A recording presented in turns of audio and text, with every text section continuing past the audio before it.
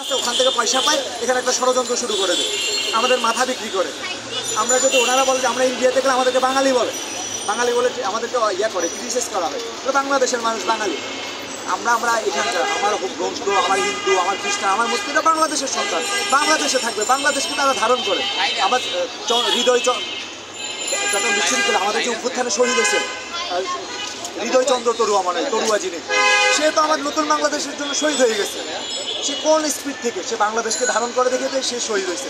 আমাদের 9 জন না 10 জনের মতো হিন্দু বন্ধুরা, আমার ছোট বাচ্চারা এই অভ্যুত্থানে শহীদ হয়ে গেছে। তারা শহীদ হয়েছে বাংলাদেশকে ধারণ করে দেখে। আপমর যারা আমার সনাতনী বন্ধুরা আছে, তারা এইসব ষড়যন্ত্রে নাই, তাদেরকে গুটি খেলতেছে। তাদেরকে কয়েকটা, তাদের কিছু নেতা আছে পয়সা পাতি, দেখবেন ওরা, আপনি খোঁজখবর নেবেন, দেখবেন দিল্লিতে বা ইন্ডিয়াতে তার বাড়ি আছে, ইন্ডিয়াতে গাড়ি আছে, সে ইন্ডিয়ান নাগরিক, এখানে গুটিবাজি করে। অনেক নেতা দেখবেন যে ইন্ডিয়াতে চলে গেছে, কিছু অভ্যুত্থানের পরে আর পাবেন না তার বাড়িতে, যে বাড়িতে থাকতো সেখানে তালা লাগানো, তার ফ্যামিলি, সে সব কিছু নিয়ে সব কিছু গোটাই সে ইন্ডিয়াতে চলে গেছে, দিল্লিতে চলে গেছে। ওই সব আমরা যদি হিন্দু বিরোধী দিতাম তাহলে প্রত্যেকটা হিন্দু বাড়ি ভেঙে ফেলা হয়তো। কোথাও ভাঙা হয়েছে? এখন বলে যে কিছু কিছু বাড়ি ভাঙা হয়েছে। মজার বিষয় দেখেন, সে বাড়ি ভাঙার আগে ছিল আওয়ামী লীগ, বাড়ি ভাঙার পরে সে হিন্দু হয়ে গেছে। তার দোকানপাট ভাঙার আগে হয়েছে সে আওয়ামী লীগ, দোকানপাট ভাঙার পরে সে হিন্দু হয়ে গেছে। চট্টগ্রামের শৈবাল দাস সুমন, জামাল খান ওয়ার্ডের কাউন্সিলর ছিল, সে প্রকাশ্যে অস্ত্র নিয়ে আমাদের ছাত্র জনতার উপর গুলি করছে। তার নাম কি? শৈবাল দাস সুমন। এখন ধরুন তার ব্যবসা প্রতিষ্ঠানে ভাঙচুর করা হলো, সেটা কি হিন্দু দেখে না আওয়ামী লীগ দেখে? আমাকে বলেন তো। সেইভাবে প্রকাশ্যে অস্ত্র দিয়ে গুলি করছে।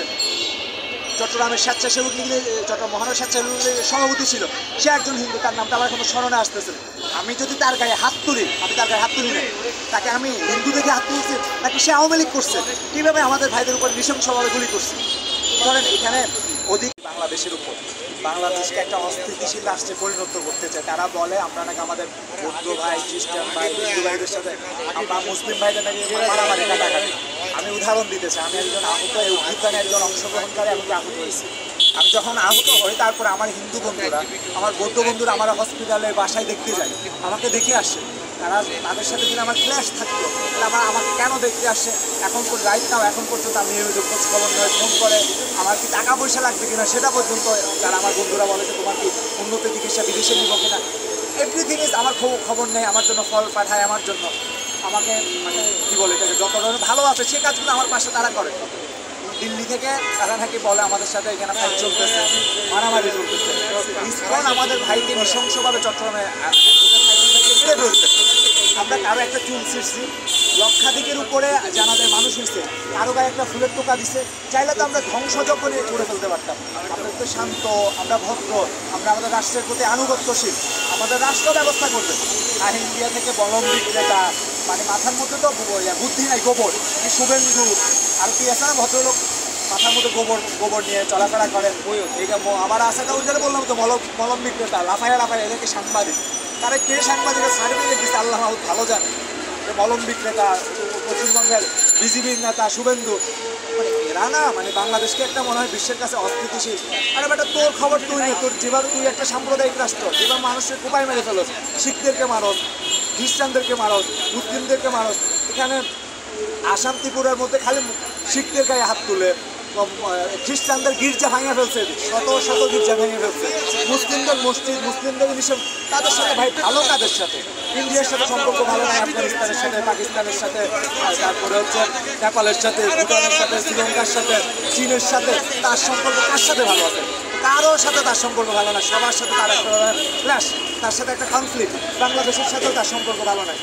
আমরা ছোটোবেলা থেকে শুনে আসছি, দিল্লি যখন কারো বিরুদ্ধে কথা বা আমাদের বিরুদ্ধে কথা বলে আমরা ভুল করতেছি, আমাদের সমস্যা হচ্ছে, তখন বুঝে নিতে হবে আমরা রাইট ট্র্যাকে আছি, সঠিক পথে আছি, সঠিকভাবে বাংলাদেশ চলছে। দিল্লি যখন আমাদের দোষ ধরবে, যখন দিল্লি আমাদের পাশে এসে বলবে না তোমরা ঠিক করছো, তখন বুঝতে হবে আমরা কোথাও এক জায়গায় গোজামিল শুরু হয়েছে, কোনো এক জায়গায় ভেজাল শুরু হয়েছে। নাইলে কেন আমাদের দিল্লি প্রশংসা করে? দিল্লি যখন আমাদের বিরুদ্ধে এখন নিন্দাবাদ জানাচ্ছে, আমাদের বিরুদ্ধে জারণ করতেছে, তখন বুঝে নিতে হবে আমরা ভালো পথে আছি, সঠিক পথে আছি, রাইট ট্র্যাকে আছি। আমি জাতীয়তাবাদী দল বিএনপিকে একটু অনেকখানি ধন্যবাদ দিতে চাই। কালকে যে তারা ঐতিহাসিক একটা স্টেটমেন্ট সাংবাদিক সম্মেলনের মাধ্যমে জানিয়েছে, দিল্লির যে বাংলাদেশ বিরোধী পররাষ্ট্রনীতি, আগ্রাসী পররাষ্ট্রনীতি, তার বিরুদ্ধে ঐতিহাসিক একটা দলিল তারা উপস্থাপন করেছে।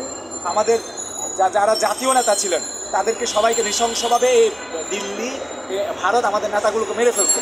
প্রত্যেকটা নেতাকে তারা প্ল্যান মাফিক পরিকল্পনা করে তাদেরকে গুলি করে, হত্যা করে, গুম করে বিভিন্ন জায়গায়, ইভেন কি আমাদের জাতীয় নেতা যারা ছিল তাদেরকে জেলখানার মধ্যে মেরে ফেলছে। এই ইন্ডিয়া দায়ী, মানে ইন্ডিয়া কখনো আমাদের ভালো চায়। আজকে একটা বিবিসিতে নিউজ দেখলাম যে শিবের মন্দিরগুলা নাকি মসজিদগুলা এখন শিবের নাকি আগের মন্দির ছিল। এই নিয়ে আপনি কি বলতে চান? আজকে বিবিসি এই নিউজটা দিয়েছে। আসলে ওরা দেখতে মানুষগুলা যারা এগুলা বলে আর কি, দেখতে মানুষ। এখানে দেখেন বাবরি শত বছরের পুরনো বাবরি মসজিদটাকে তারা বলে ভেঙে ফেলছে। আবার বিভিন্ন মসজিদ ওখানে নাকি এই আছে সে আছে। আরে ভাই, যে মানুষগুলো মানে গরুর মূত্র খায় তার মাথায় ঘিলু থাকবে ভাই, এটা তো একটা কমন সেন্স, এটা একটা নোংরা জিনিস।